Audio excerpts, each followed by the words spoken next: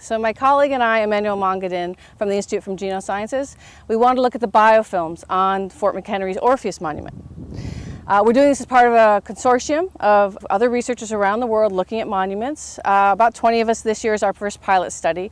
We really want to understand what the biofilms are on the different monuments, whether they're granite or marble or some other material, to understand what's in that community, that microbial community. How is it impacting the marble or the stone in itself? Is it degrading? Is it just causing color changes? And because it is a community, we expect there to be a progression over time.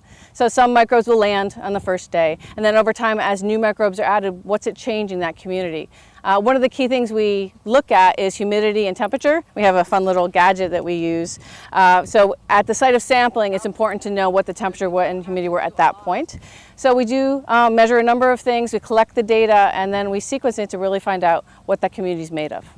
For our institute and the genomics that we do, we look at microbes. We love microbes. And a lot of the microbes we do are involved in human health. One of the studies that Emmanuel and I have been involved in for about 3 years now is looking at microbes in subways. And we're part of the same consortium, and that's 75 sites we do each year as a consortium. And we want to understand how microbes are moving around cities, how the dust is coming through the subway tunnels, how people are moving it, just to really get a good understanding of how it changes and how it moves around a city. The monuments are another way for us to do this, but it's a sedentary situation.